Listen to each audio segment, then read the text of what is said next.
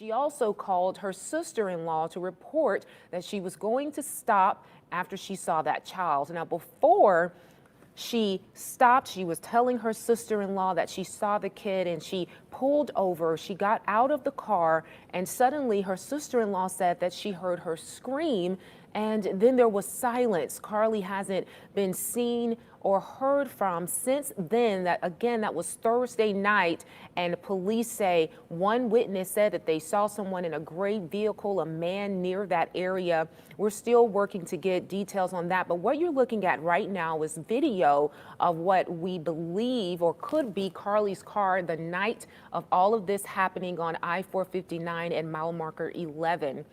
The car you see at the distance with the flashers on, we believe that to be her car, and the police here pulling up a few minutes later on the scene. This has been an incredible story, just knowing that this young lady is alive at this time. And this is the video that WBRC obtained from traffic cameras the night that Carlee Russell was said to have disappeared off of I-459 at mile marker 11. Again, tonight, the community elated. This was earlier today as search crews came together at the Hoover Met to look for her. Her mother and father telling WBRC that they were overwhelmed with the outpouring of support that they have received from their family, friends, and even strangers. Her mother telling us people were just coming up to her, hugging her to let her know that they could not sit at home while her baby was missing, and they were going to help her in any way that they could. You can see Anaya Blanchard's mother there on top of that truck. She joined in on the search to help with all of this. She said she was angry about the alert system in our state because it is pretty much non-existent for people like Carlee Russell who go missing, adults. And she tonight confirming to us, before we got all of the updates from police, that Carlee had been found and returned home, and now she is at UAB Hospital being cared for and evaluated.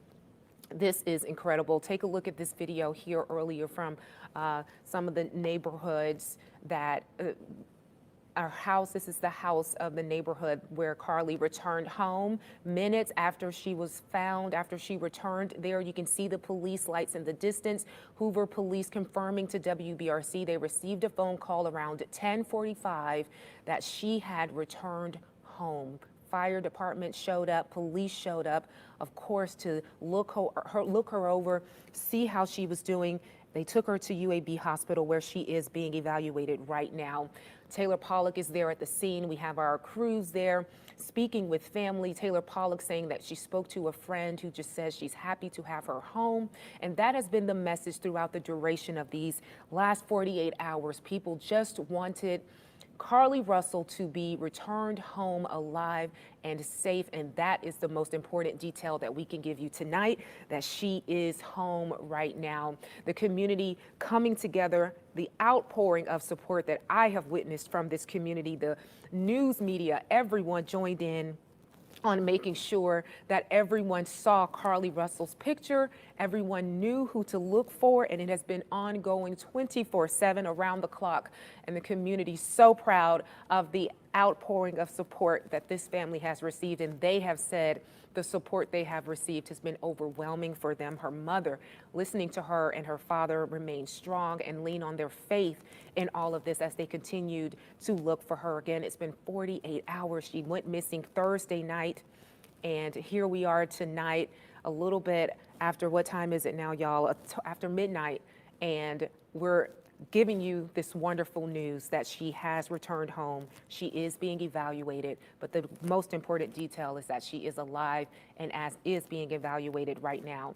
Now, I am being told that we have a crew in the neighborhood at her house where she returned, and we're going to go to them in just a few minutes. But again, Angela Harris, who is Anaya Blanchard's mother, were confirmed to us about all of this. And let's go now to our own anchor, WBRC anchor, Janice Rogers. Janice, can you tell me where you are and what you know about all of this so far?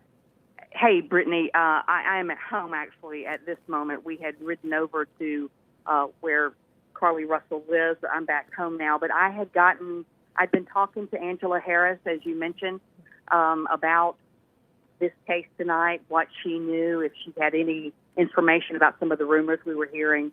And I said, well, certainly if you learn anything, please call us and let us know.